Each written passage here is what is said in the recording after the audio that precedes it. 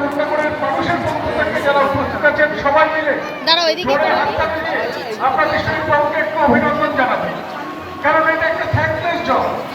গান গেয়ে নাচলে হয়তো অনেক হাততালি পাওয়া যাবে, কিন্তু নিরবিচ্ছিন্নভাবে মানুষের আড়ালে থেকে সমাজের অর্থাৎ আমাদের সকলের মঙ্গল কামনা যিনি এই কাজটা করছে, সত্যি গুণাবতার অনেক মানুষের অনেক গালাগালিও শুনতে হয় তাকে।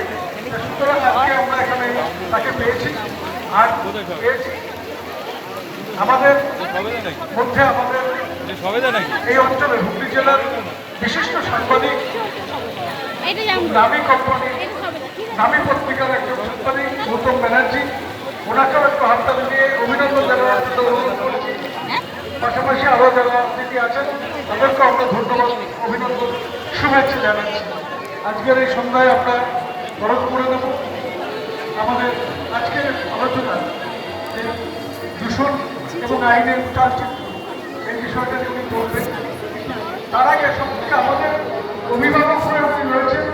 আমরা কন্যাকুমারী পৌরসভাতে কাজ করছি পরিবেশের সংগ্রাম হিসেবে, সেখানে যার গাইডলাইনটা অত্যন্ত প্রয়োজন সেই বিশ্ববিদ্যালয়কে পেয়েছি। আমরা ওদেরকে প্রণাম জানাচ্ছি এবং আমি এটা পার্শ্বিকে অনুরোধ করবো কাউন্সিলের এটা পার্শ্বিকে পুষ্পস্তবক দিয়ে ওনাকে অভিনন্দন জানানোর জন্য।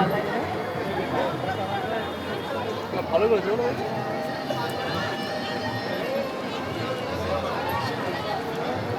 কাউন্সিলের সুমিত্রা বলিকে বলবো ব্যাচ করিয়ে দেওয়ার জন্য।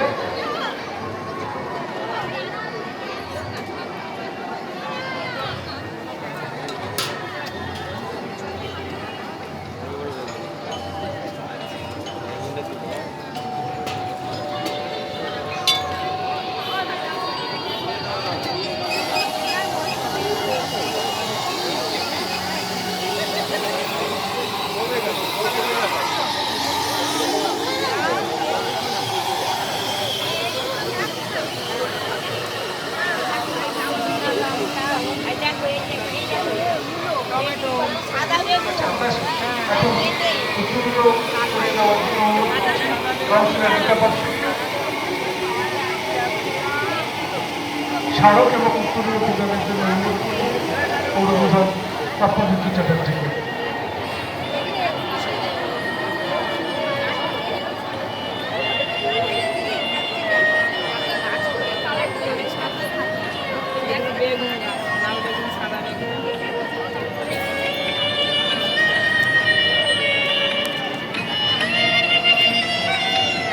এদিকে ঘোরো, এদিকে ঘোরো।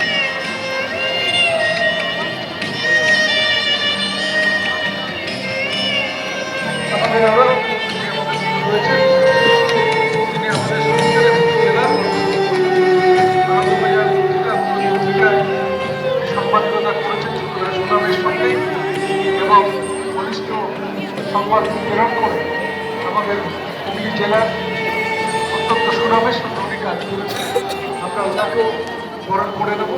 তার আগে আমি অনুরোধ রাখবো আমরা সকলে ক্লাব যারা গঙ্গায় সরাসরি প্রতিমা না ফেলে প্রতিমা নিরঞ্জন না করে আমাদের হাতে দিয়েছেন, অর্থাৎ আমরা সেই গঙ্গার জল নিয়ে পাড়ে রেখে সম্পূর্ণ প্রতিমাকে যতটা জলে করবো ততটাই আমরা পাড়ে গড়িয়েছি এবং সেই জলটি সরাসরি গঙ্গায় না ফেলে আমরা বৈজ্ঞানিক পদ্ধতিতে বিজ্ঞানসম্মত উপায়ে আমরা সেটাকে কিছুটা হলেও দূষণমুক্ত করেছি।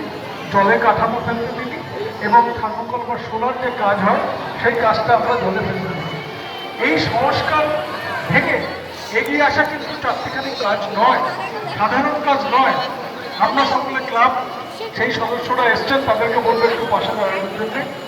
আর একটি বিষয় আমরা অত্যন্ত গর্বের সঙ্গে বলবো, সারা কন্যাকুমারীর একটি মাত্র দোকান, আমরা অনেক দোকানে ঘুরেছি, আজকেও দোকানে ঘুরেছি, যে প্লাস্টিক আপনারা দিচ্ছেন কিনা, তো মিথ্যা করে বলতে পারেনি যে না আমরা দিচ্ছি না, কারণ তারা দিচ্ছে।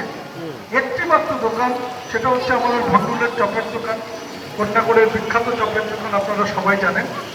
এটা এখান থেকে একটা প্রচারও হয়ে গেল, কিন্তু বাধ্য তাদের যদি 1000 টাকার জিনিস নিয়েও বলতে প্লাস্টিক দিন না, আমি সবিনা বলতো আপনি জিনিসটা রেখে যান, বাড়ি থেকে ব্যাগ নিয়ে আসুন, আমরা পাহারা দিচ্ছি। আমরা কোনো প্লাস্টিক দেবো না। এই ধরনের মানুষদের আজকে আমরা পেয়েছি বিশ্বজিৎ বাবুকে। সত্যি আমাদের অত্যন্ত আনন্দিত হচ্ছে। আমরা গৌতম বাবুর কাছ থেকে প্রথম ওনার সম্পর্কে বাড়ির ঠিকানাটা আমরা জেনেছি এবং এই যোগাযোগ করার পর থেকে ওনার শুভেচ্ছা তো রয়েছেই, আবার উপদেশটাও আমরা অত্যন্ত গুরুত্ব সহকারে পৌরপ্রধান থেকে শুরু করে আমাদের কাউন্সিলররা সেটা গ্রহণ করছেন এবং আগামী দিন আমরা ওনাকে সবসময় আমরা চাইছি অমরেন্দ্রনাথের বাগান বাড়ি থেকে শুরু করে আমাদের পরিবেশ বান্ধব যে কোনো প্রচেষ্টায় ওনাকে আমরা সবসময় চাইব, পাশে চাইব। ব্যস্ত মানুষ, সারা দেশের বিষয়টাই ওনাকে দেখতে হয়, কখনো দিল্লি কখনো যেতে হয়। তবুও বলবো যদি কন্যাগর পৌরসভাকে বাবা একটু জায়গা দিয়ে রাখেন, আমাদের যে প্রচেষ্টা সেই প্রচেষ্টার পাশে এসে দাঁড়ান, তাহলে কিন্তু আমরা অনেক অনুপ্রাণিত হব এবং লড়াইয়ের